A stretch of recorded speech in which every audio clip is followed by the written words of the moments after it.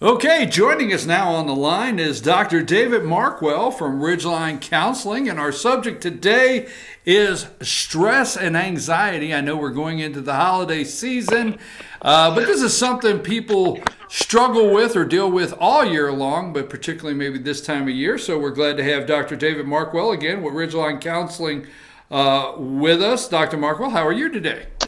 I'm well. How are you, sir? Well, I hope you're not stressed out. So how about that? No. And not to make light of it, but we are discussing this in the holiday season, and I have heard several accounts that this could be the most stressful time of the year. It can for several reasons. Of course, it's not just the emotional stress of trying to squeeze in certain activities and things in a limited period of time, because from Thanksgiving through the end of the year, even counting like New Year's Eve and New Year's Day, we're talking a lot of activities, probably a lot of family activities and work-related activities in a matter of just 4 weeks, 6 weeks maximum. And then on top of that, you also have a lot of expectations, like family, friends, kids, wanting certain items. Not that it's all about, asking and receiving, but that's a part of it. You have financial stressors that come from that. And then, of course, travel stressors, and then weather. And you're definitely right. It's a very stressful time of the year. Well, we sing the holiday songs, and they're peaceful and goodwill to men and peace on earth, but it's not what it looks like sometimes, as we're rushing around trying to make every Christmas party, make every family event, make everybody happy. Wow, that was a big one, right? Sometimes we work too hard to make everybody happy. So what is the difference between stress and anxiety? That's what I'm looking. Are they connected? Is there a difference? And what is anxiety and stress? And that's a good question. I think what you were discussing earlier, and what we were talking about with regard to the holidays, for the most part, is what's referred to as stress. The one way that I always encourage people to be aware of it is stress is more external based, and anxiety is more internal based. So externally, when you have things like traffic, and I think Black Friday, when you see those videos of people pushing and shoving and running over people, it's like you said, definitely that does not equate with a lot of the it's the most wonderful time of the year songs and things that we hear. That's more of a stress because it's being created externally by those types of things. Anxiety, on the other hand, is more internal. Now, a person may have both. A person may be feeling a lot of external stressors at work and things, and on top of it, have a lot of internal anxiety in their thoughts about, things aren't well at work. What if I lose my job? And then their mind starts running and racing, and the term that sometimes uses ruminating. It's kind of like that hamster wheel that just keeps turning and turning and turning. And that anxiety sometimes will go way out, even beyond what the stress really is, and so forth. So they're similar, but very, very different. Well, let me say this on personally, I deal with dread. Okay. And that's me personally. And does that fit it more into the anxiety of something? Because I'll get asked about something. I go and I speak to different groups, or I do different things, and somebody will say, are you excited about that? No, I dread it. I dread it, and I will have this enormous dread about something, and then as soon as I get there and I'm doing it or involved, it's over, completely over. But somehow I deal with what I call dread. Right. And that sense of dread is actually more of an anxiety-based type of condition. Stress would be if you're up speaking in front of someone, and the old proverbial butterflies in your stomach. That would be more stress. But if someone's asking you about how do you feel about your upcoming lecture or your upcoming speech, and that speech is, let's say, 2 weeks away from there, and you say, I feel this sense of dread. That definitely is more of an anxiety condition. Yeah. Let's look at, let's go back to stress for a minute. And I think what so many Americans deal with stress today, and I think it's important that we go over and talk about a couple management skills, or how to manage stress, and some of the different kinds of stress that we deal with that we need to manage. Could you highlight some of those for us? Exactly. A real quick search, for example, if you type in stress management on the web, you'll find all different types of things. A lot of times those stress management skills aren't as effective for anxiety, but they definitely can be very helpful for stress. First and foremost is trying to find a balance. And that has to do, I think we had talked about before in previous times, about the whole idea of expectations, but trying to find, as the saying is, a work-life balance, or a travel, stay-at-home balance. Sometimes we get that balance off, and then it creates a stress, or we sometimes put more stress on ourselves based on what we think people are wanting from us or expecting from us. So you want to look at it from the standpoint, there is the idea of like looking at the proverbial what's on my plate, and then saying, okay, what is something right now that needs to really be addressed? One of the favorite things that I like to do myself, and I also suggest that people do, is it's out of the book that Stephen Covey wrote years ago called 7 Habits of Highly Effective People. And he talks about the importance of learning to prioritize. And he uses the analogy of 4 boxes in our life, and we need to look at them. And here are the 4 boxes. One is called urgent and important.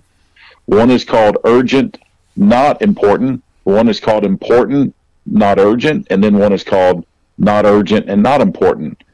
And what he says is that we need to divide pretty much, and this would be something really helpful during the holiday stress, is to look at it from the standpoint of what are the things in my life that fit the category of being both urgent and important.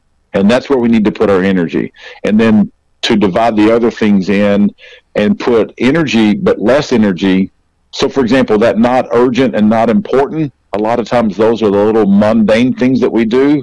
And we feel this sense of accomplishment about getting those done and accomplished, but we leave that other box on, the urgent and important box up there, and that's that really major thing that's weighing heavily on us. And so I like the idea of finding the balance and learning to prioritize. And then, a lot of the stress management skills will tell you about learning to, like, the proverbial, breathing in and trying to take time to just soothe yourself. It's sometimes helpful for example, if you're out shopping, sometimes it's good just to stop, go over, grab a cup of coffee, sit down, and just kind of chill out for a little bit. You brought up something, and it was interesting, and you brought up something very direct to me here. Stephen Covey's book. I think it's now, 20 years old, maybe a little older, but somewhere in that area. Yeah. It's on my bookshelf. And I've read the book twice. And it is where I really made a personal divide, and I don't care to share this with the audience, of what was in my control and out of my control. Exactly. And I really gravitated to that in that book, and I'm glad you bring that up. Again, the 7 Habits of Highly Effective People, is that the name of it? Is something like that? Yeah. But it's the habits 7 Habits. Right. And it's by Stephen Covey. But it was in that book to where I really picked up, hey, this is out of my control. I mean, because in management my whole life, and I don't mean to bring this into a personal, but in management of my whole life, I've been making decisions since I was 20 years old in management with a team of people, and I had to learn what was in my control and out of my control. And what was out of my control, I needed to relax because it was out of my control. Simple as that. But that is one of the big takeaways in that book for me. Exactly. And that's something very helpful, I think, during this time period to deal with stress in particular. And it can also help with the anxiety, but definitely with the stress is traffic, for example, falls outside of our control. Now, how we drive can fall within our control, but how other people drive, it's outside of our control. Whether or not, the stores are filled with people or not, or if the store is out of an item, those are things outside of our control. So that's another great strategy that definitely could help a person if properly applied, to find some, ease to the stress that they're having. Well, I appreciate you very much, and I know stress and anxiety. One more thing, and I don't mean to run long on anxiety. Some people get to the point to where anxiety is just really something they have the fear of going out of the house or going into places, and it gets worse. Is anxiety something that can be a medical problem that you have to deal with, or emphasize a little more on anxiety? Go a little deeper on that for me, if you don't mind. Oh, absolutely. Anxiety definitely can be more incapacitating from a standpoint of long term than stress can. A lot of times, like your example of when you are finally at that lecture or that presentation that you're giving, everything eases at that point. That's usually more descriptive of stress. Anxiety is something that definitely can be more chronic and long term. And a lot of times people deal with anxiety to the point where a lot of the stress management techniques, as I mentioned, are not as effective.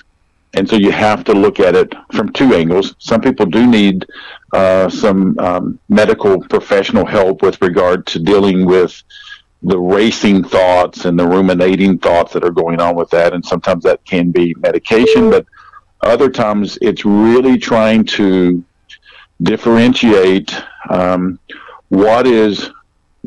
what I call the reality versus what is the concept. Sometimes we add so much more of a significant concept to the reality that we're dealing with that the anxiety continues to get into this like cyclical kind of matter and so forth. And so a lot of times it's like an old saying that I read years ago: things in life are not as bad as my mind makes them out to be. And so that's a mantra that would be very helpful at times for people to kind of repeat to themselves. Don't create a problem that's not there. Exactly. How about that? Dr. Markwell, I want to tell you how much we appreciate you, and I always enjoy our time together and getting to discuss these subjects.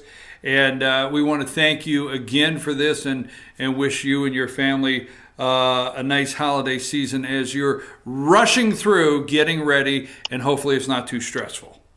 Thank you. Bye-bye. You have a nice day. So that's Dr. David Markwell, Ridgeline Counseling, and you have there on the screen where you can get in touch with Dr. David Markwell if you would like to talk to him, make an appointment, or discuss anything with the Ridgeline Counseling. There, the numbers on the screen, how to contact them.